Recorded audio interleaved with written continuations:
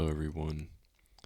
This is an ASMR soft-spoken reading of the Simple Sabotage Field Manual by the Office of Strategic Services. Simple Sabotage Field Manual, Office of Strategic Services.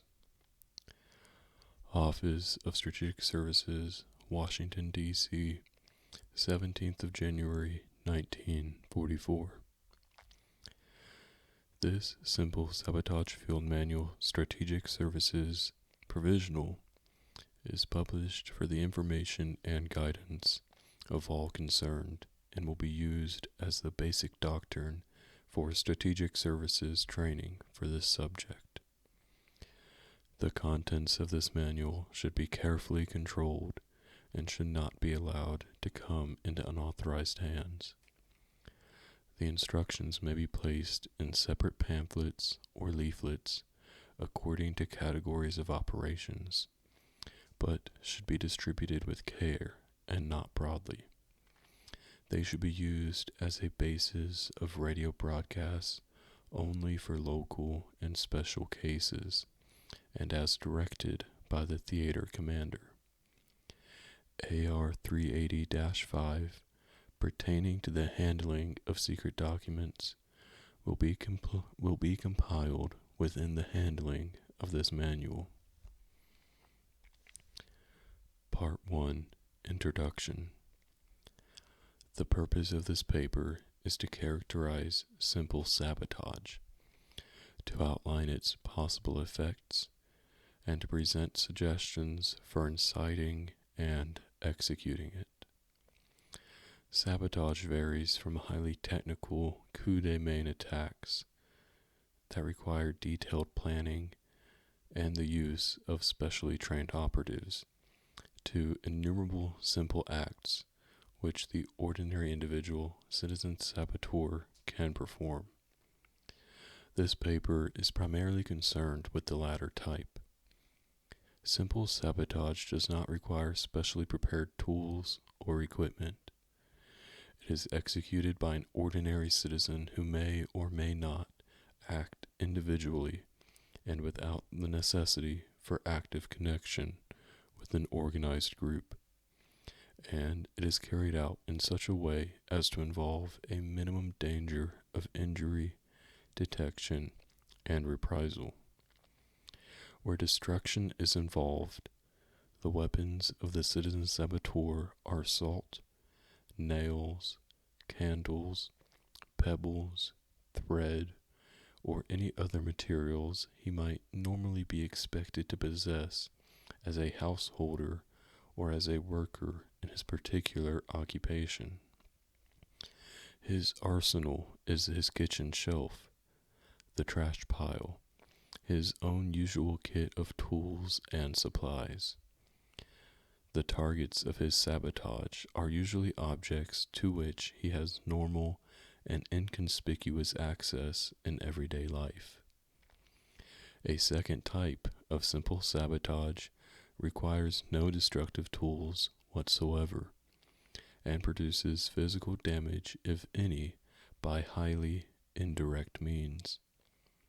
It is based on universal opportunities to make faulty decisions, to adopt a non-cooperative attitude, and to induce others to follow suit. Making a faulty decision may be simply a matter of placing tools in one spot instead of another. A non-cooperative attitude may involve nothing more than creating an unpleasant situation among one's fellow workers, engaging in bickering, or displaying surliness and stupidity. This type of activity, sometimes referred to as the human element, is frequently responsible for accidents, delays, and general obstruction even under normal conditions. The potential saboteur should discover what types of faulty decisions and operations are normally found in this kind of work, and should then devise his sabotage so as to enlarge that margin for error. Part 2, possible effects. Acts of simple sabotage are occurring throughout Europe. An effort should be made to add to their efficiency, lessen their detectability, and increase their number. Acts of a simple sabotage, multiplied by thousands of citizen saboteurs, can be an effective weapon against the enemy. Slashing tires, draining fuel tanks, starting fires, starting arguments, acting stupidly, short-circuiting electric systems, abrading machine parts will waste materials, manpower, and time. Occurring on a wide scale, simple sabotage will be a constant and tangible drag on the war effort of the enemy.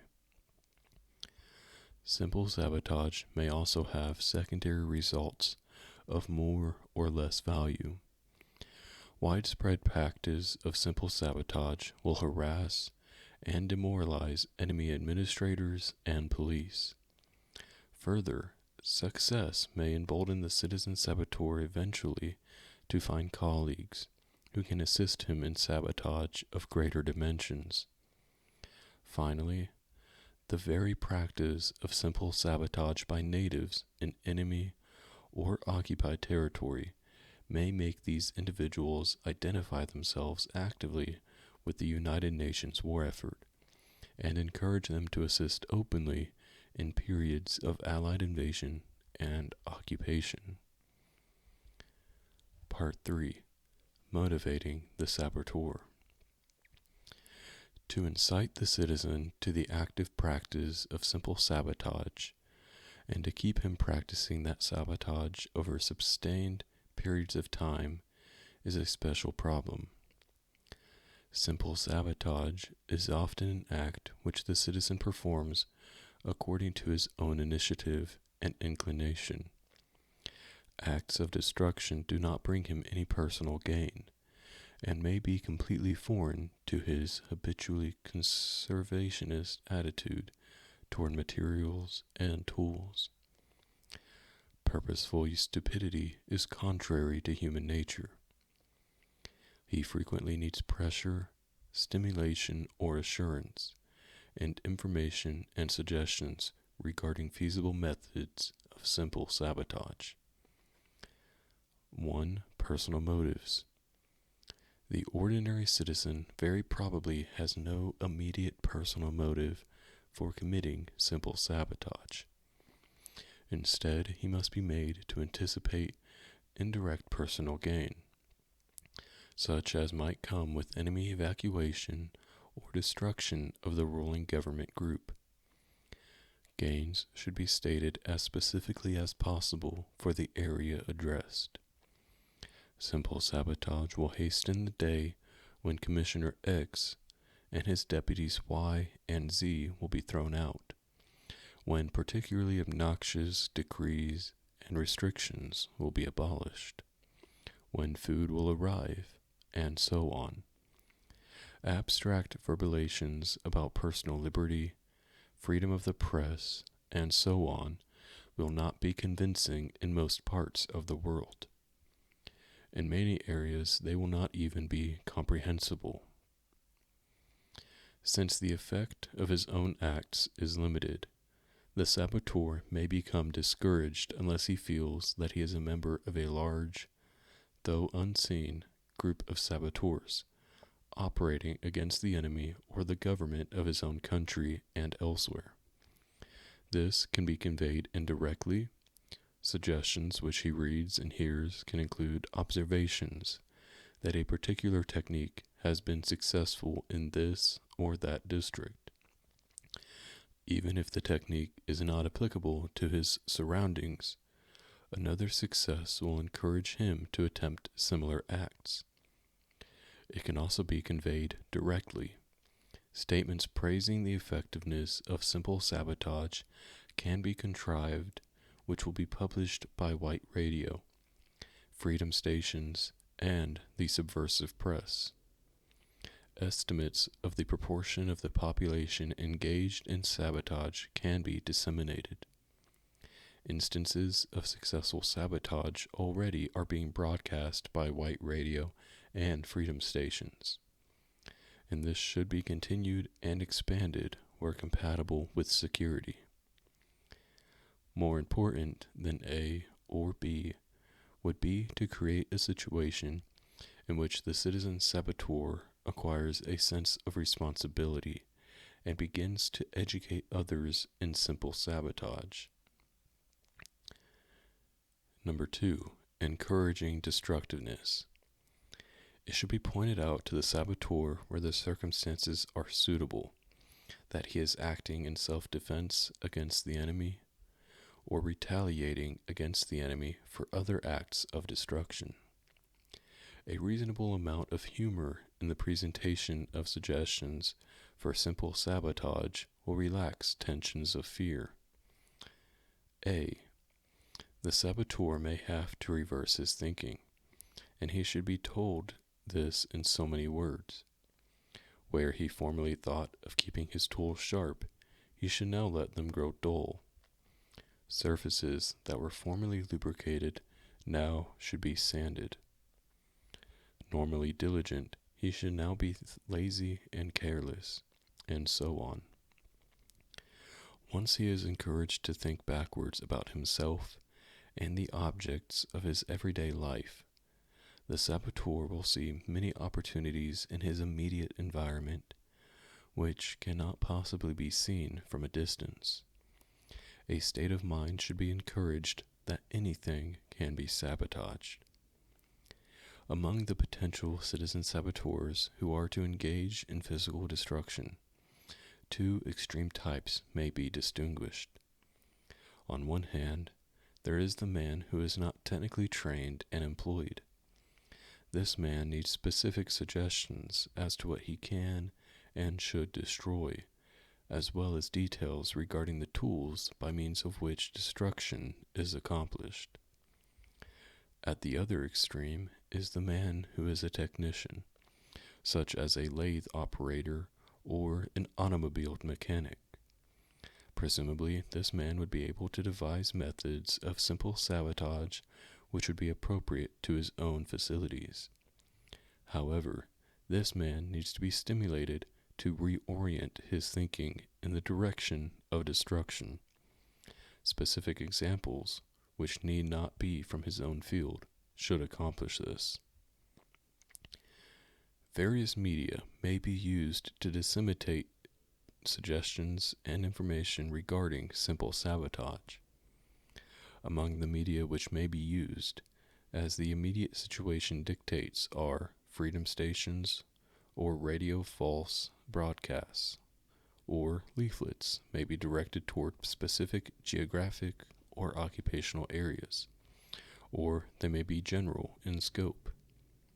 Finally, agents may be trained in the art of simple sabotage, in anticipation of a time when they may be able to communicate this information directly.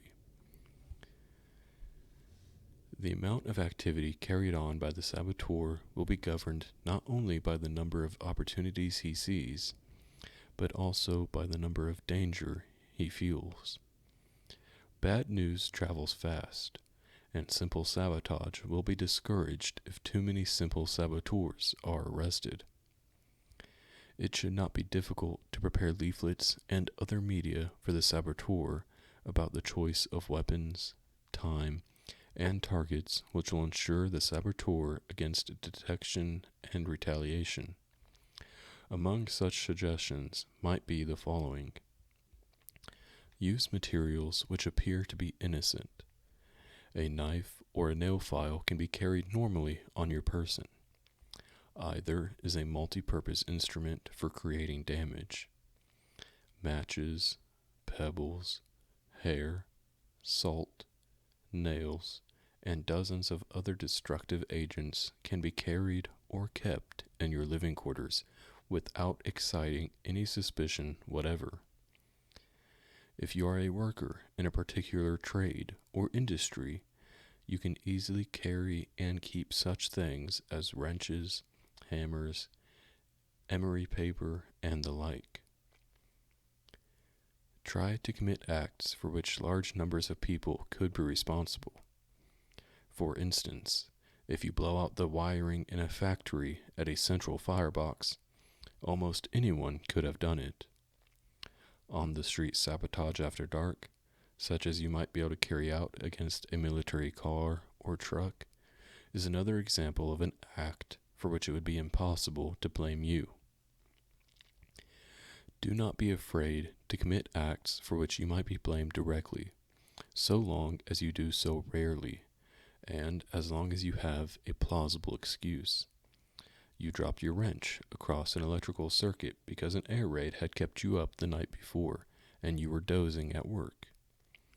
Always be profuse in your apologies.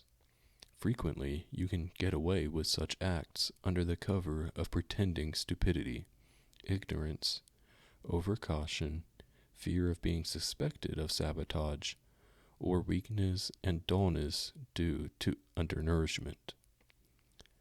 After you have committed an act of easy sabotage, resist any temptation to wait around and see what happens. Loiterers arouse suspicion.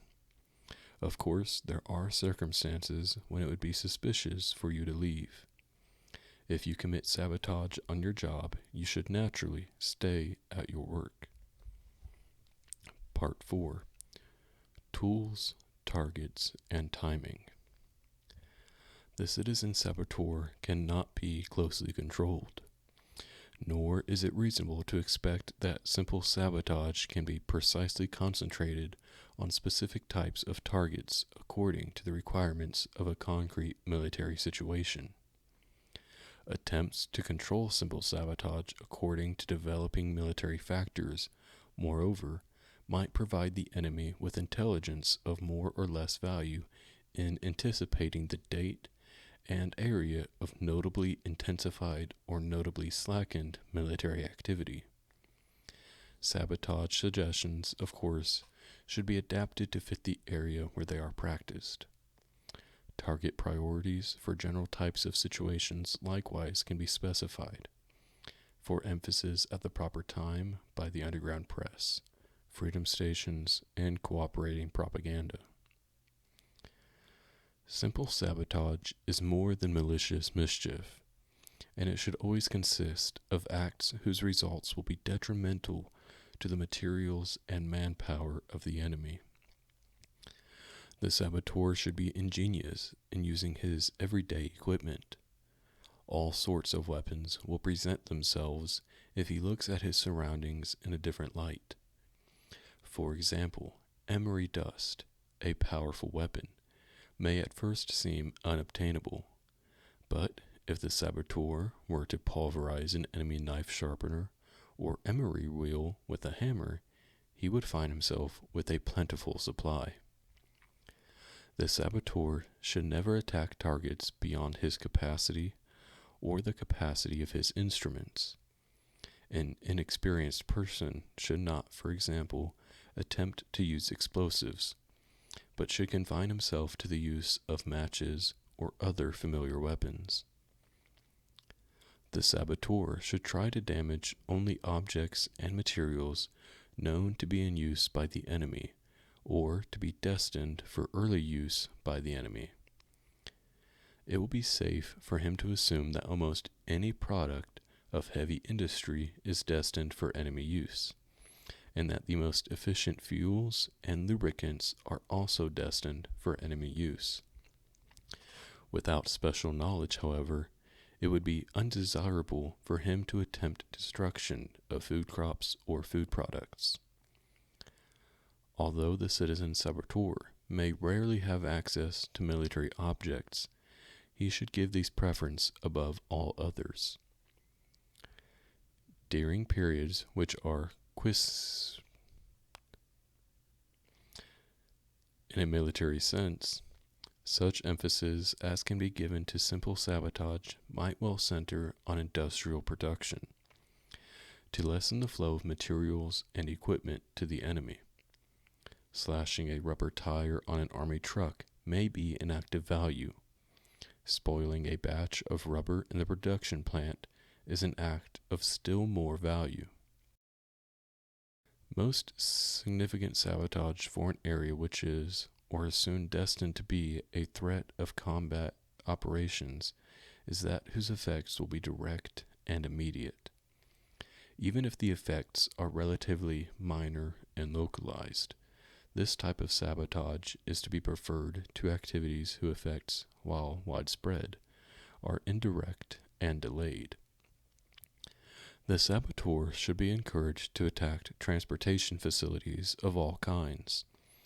Among such facilities are roads, railroads, automobiles, trucks, motorcycles, bicycles, trains, and trams.